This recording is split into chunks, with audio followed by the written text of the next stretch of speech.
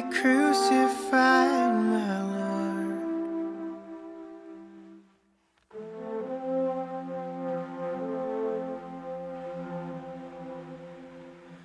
Were you there when they nailed him to the tree?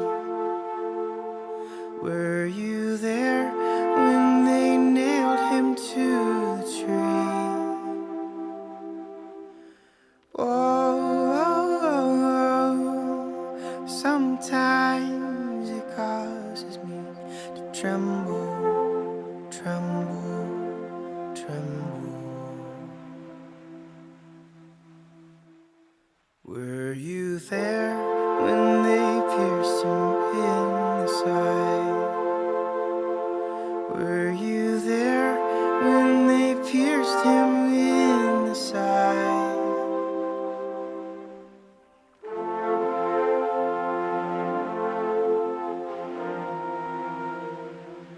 Were you there when they laid him in the tomb? Were you there when they laid him in the tomb? Oh, sometimes it causes me to tremble, tremble, tremble.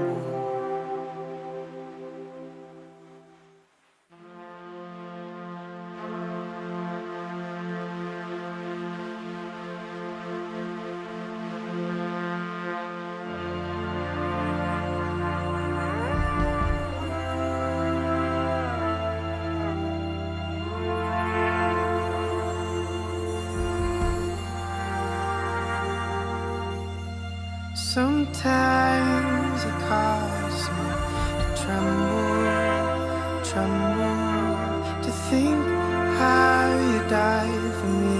I tremble, tremble.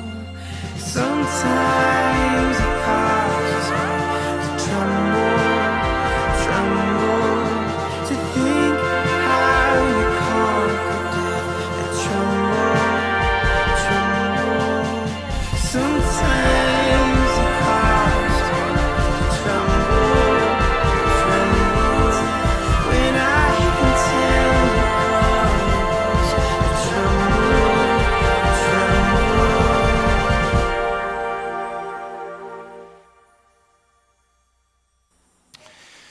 A happy Easter to all of you here this morning, and to those of you I can't see, but I know you're here in the overflow room. And also all of you who are watching online, it's good to have all of you with us this morning. Let's talk about the unexpected. Can we do that? Because really, the entire Easter story, really the entire story of Jesus, is a story of the unexpected. So let's just talk a little bit about unexpected things. Any fans of the Texas Tech men's basketball team in here this morning? So it's totally unexpected that they make it to the Elite Eight this year. I mean, they were picked to finish 7th out of 10 in the Big 12. Go figure how all those numbers add up, all right? My brother is actually at the Final Four in San Antonio this weekend. I told him, I said, you need to get Sister Jean's blessing. And he said if he could get to her, he would, but she's got more security than the President of the United States around her. It's unfortunate that they lost yesterday. Any fans of sweet tea? We're in Texas, so it's sweet tea, right? Anybody? If you're a fan of sweet tea and you go to a restaurant and you order sweet tea and your server gets mixed up and they bring back to you unsweet tea, what happens when you take that first drink? It's unexpected bitterness, isn't it? Yeah? Any fans of Dr. Pepper? I'm a huge fan of Dr. Pepper, have been my entire life. When I was young, I think 7 or 8, my dad was a huge fan of tobacco. We're in Texas, so it's tobacco, right? He chewed tobacco, and he would always dip in or spit in a styrofoam cup. For some reason, on this particular day, he decided to cut the can, the lid out of the top out of a Dr. Pepper can and spit into the Dr. Pepper can. Now, I was 7 or 8 years old, so I didn't think much about the top being cut out of the can. I just knew when I got back into the truck after working on the ranch, it was hot and I was thirsty. Do you know what it's like to be so thirsty you drink half of your drink before you ever taste it? I was sick for 3 days. It was totally unexpected. But hey, listen, parents, if you don't want your kids to ever touch the stuff, that's a pretty good remedy right there. I can tell you, I never desired it again my entire life after that. We're talking about the unexpected. So it's Easter Sunday. It's also April Fool's Day. Question for you. Which came first, the rabbit or the egg? Some of you are going to need someone to explain that one to you here in a little bit. Have you ever thought about that? It's totally unexpected that eggs come from rabbits. You with me?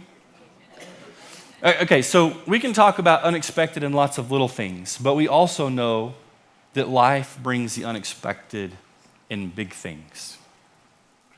In our marriages, with children, in our careers, with medical issues. Life is often unexpected. The good news is that the message of the Easter story is unexpected news. So I want to share part of the Easter story with you this morning. If you happen to bring a Bible, you can open there. If you want a Bible in your lap, you can find one there in the seats in front of you, or just get out your phone and you can turn there. Or I'm also going to put it up here on the screen for you this morning. But it's part of the Easter story from John's Gospel. Now, when I say gospel, what that means is Matthew, Mark, Luke, and John are 4 books of the Bible. We call them the Gospels because they're the story of Jesus. We call it the good news of Jesus. They're all written from a different person, though, so they're just told from a different perspective. I want to share with you a perspective from John's story, John chapter 20, part of it starting in verse 11. I'm going to read just a few verses. You can read along with me in John 20, chapter 11. It says, "But Mary stood weeping outside the tomb, and as she wept, she stooped to look into the tomb. And she saw 2 angels in white sitting where the body of Jesus had lain, one at the head and one at the feet. They said to her, 'Woman, why are you weeping?' She said to them, 'They have taken away my Lord, and I do not know where they have laid him.' Having said this, she turned around and saw Jesus standing, but she did not know that it was Jesus. Jesus said to her, 'Woman, why are you weeping? Whom are you seeking?' Supposing him to be the gardener, she said to him, 'Sir, if you have carried him away, tell me where you have laid him, and I will take him away.' Jesus said to her, 'Mary.' And she turned and said to him, 'Master.'" Now, I want you to think about that story. I'm sure a lot of you in this room have heard that part of the Easter story many times. But I want you to think about the unexpected in that part of the Easter story. First of all, here in John's perspective, this part of the Easter story, it's the spotlight is on Mary Magdalene. Now, Magdalene is not Mary's last name. She got that name because she was from a small village called Migdal. So we call her Mary Magdalene. And when we first meet Mary Magdalene is in Luke's gospel, Luke chapter 8. And we find out there that Jesus had cast 7 demons out of Mary Magdalene. But even more than that, there in Luke chapter 8, verses 1 through 3, Mary Magdalene is listed in a group of female disciples. Now, we may not think anything of that today, but in first century Jewish culture, this was totally unexpected.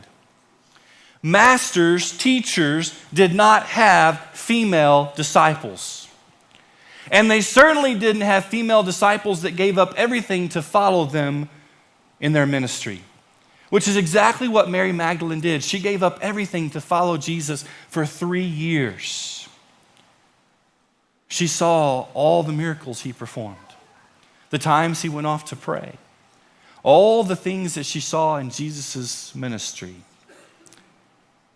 Yet, totally unexpected in the culture. Mary Magdalene was the last person at the cross, the first person at the tomb, and the first person to see the risen Savior. Totally unexpected. When she got to the tomb that morning, she was bringing some spices, and that was their culture, was to come and to mourn and to grieve and bring some spices to anoint the body, and she was doing that. She got to the tomb. John doesn't tell us this here in this part of the story, but the stone in front of the tomb had been rolled away. Mary looks into the tomb and realizes that Jesus' body is no longer there. Instead, there's these two angels, and they greet Mary Magdalene with the question, "Why are you crying?" Now, again, we're familiar with the Easter story, so we hear that question and go, yeah, why is she crying? Jesus rose from the dead. Mary didn't know that. To Mary, to arrive at the tomb and Jesus' body not to be there, and then there's these angels, that's totally unexpected. And then on top of that, these two angels ask her one of the dumbest questions. Why are you crying? Now, to put that into perspective, it would be like you and I losing someone we are very, very, very, very close to. And going to the funeral home for the very first time and having the funeral director ask us, "Why are you crying?" It's totally unexpected. But we ask those unexpected questions sometimes, don't we? Let me share a story with you. A couple months ago here at Aldersgate, we had an event called Encounter Weekend. It's a huge weekend for our youth, and not only for our students, but for students around the entire area. They come together and they worship. We hosted it here this year. They have worship, they have great teaching and all kinds of things. And part of the Encounter Weekend is they stay in host homes. So Amy and I opened up our home to the high school boys from Aldersgate during this Encounter Weekend. This was back in February. And Amy describes the entire weekend. We had 24, 25 boys, high school boys in our home that weekend. And so for those 2 days, she says our house was just a green fog. But on Saturday morning, breakfast arrives at our house. All we have to drink are sodas and water. And so Amy decides it would be a good idea to go get some milk and some juice. And so she says, "Hey, I'm gonna go down this. I'm gonna go get some milk and juice." Great, no problem. She leaves, and as soon as she left, she came back into the house. And I could tell when she walked back into the house that she had not yet gotten the milk or the juice, and that there was a problem. And then the way she said my name and said, "Can you come here for a second?" I knew there was a big problem. So I went out into the garage and realized that she backed out of the garage before raising the garage door. Now, in her defense, the garage door was halfway up. And so when she walked out, she just saw daylight in the garage, and I guess assumed that the garage door was open, and she backed halfway into the garage door. So when I go out and see this, I asked a question, which I thought was a very fair question. I said, "Why did you do that?"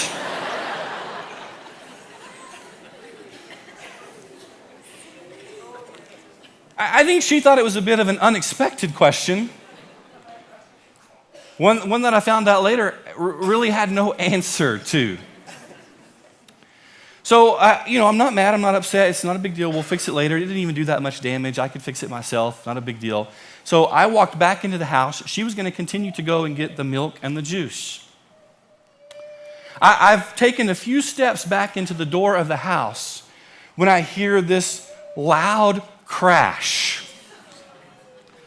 So I go back out into the garage to see Amy's car parked halfway out of the garage. She's hopped out of her car and she's picking up these plastic pieces laying in the garage.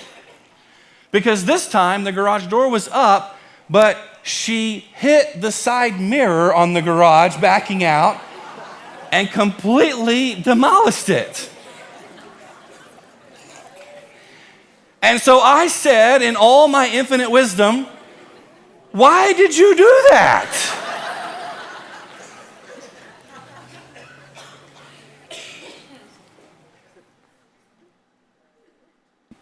Mary got the same question again. After the angels asked her, "Why are you weeping?" she turned to walk out of the tomb. She meets Jesus. She doesn't recognize Jesus. In fact, she thinks it's the gardener, the person who takes care of the tomb, the landscaping around the tomb. And he says to her, "Why are you weeping?" I love in the Bible story how it says, Mary, supposing him to be the gardener. Supposing him to be the gardener.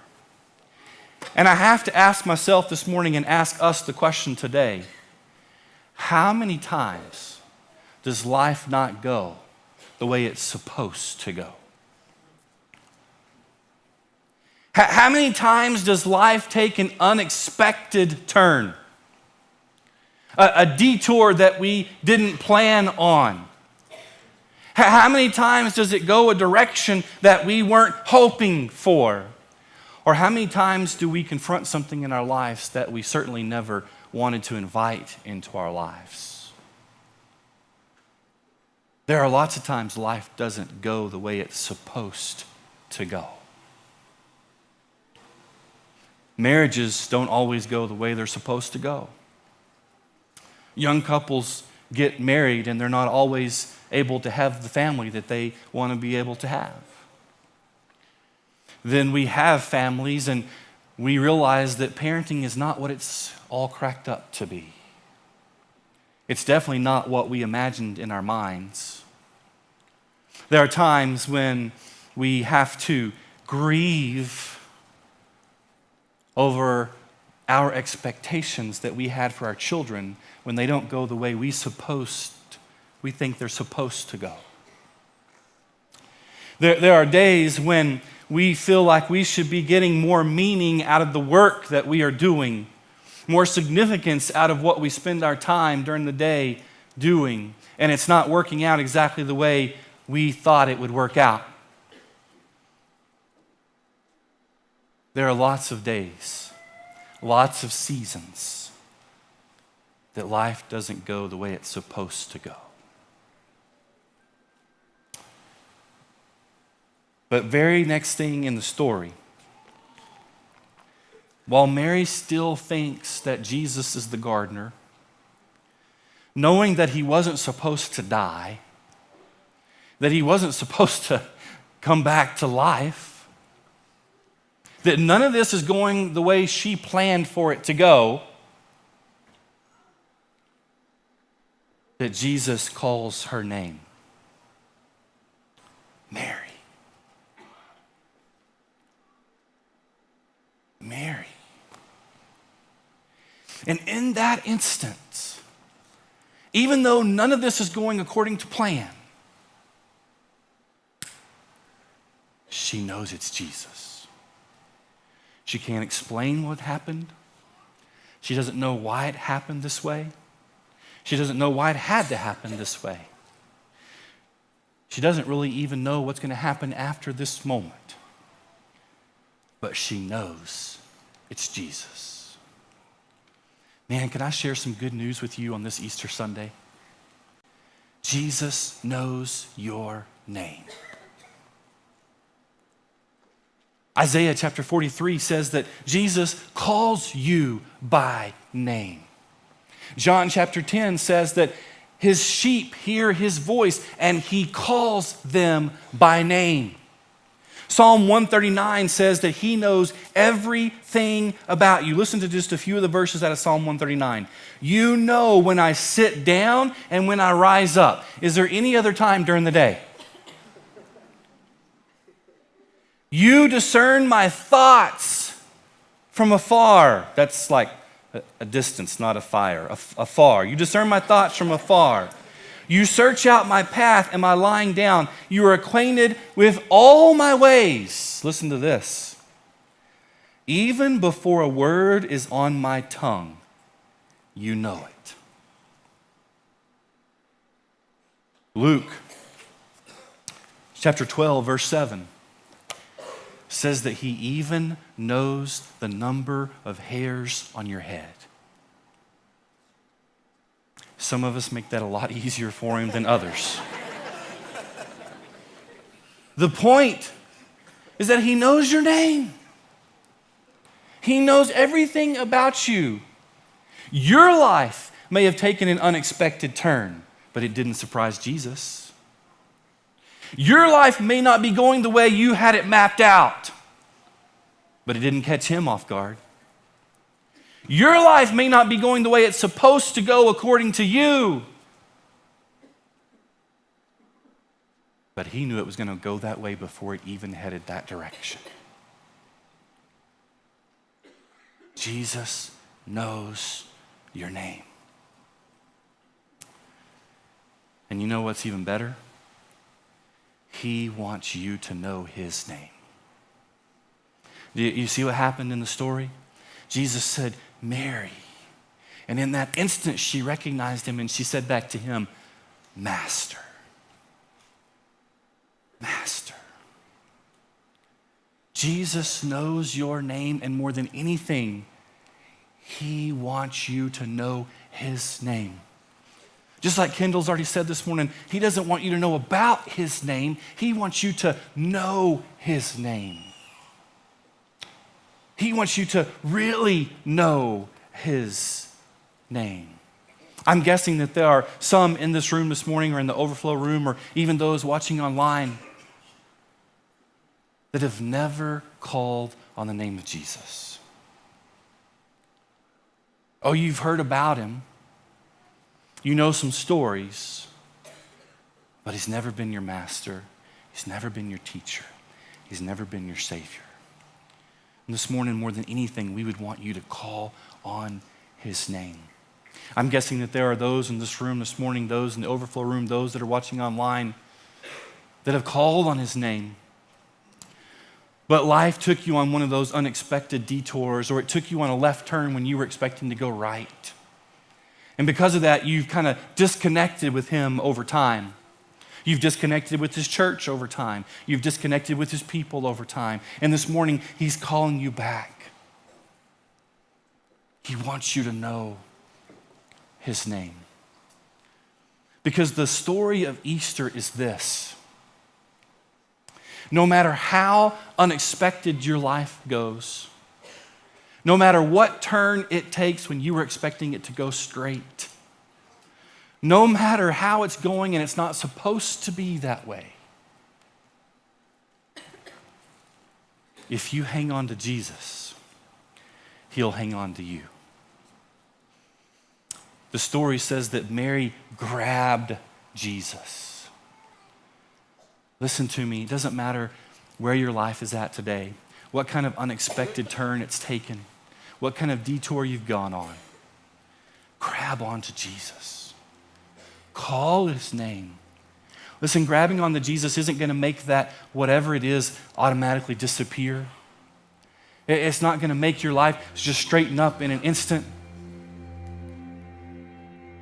But hanging on to Jesus is going to make it a whole lot better. You know why? Because the message of Easter is the message of the cross and the empty tomb. And we've already sang it about this morning. But the cross has the final word. That means the word of the cross is greater than the word divorce. It means the word cross is greater than the word infertility. It means the message of the cross is greater than the prodigal. It means the message of the cross is greater than any loss you've experienced, any grief you're growing through, anything you're trying to let go. The message of the cross is everything. The cross has the final word.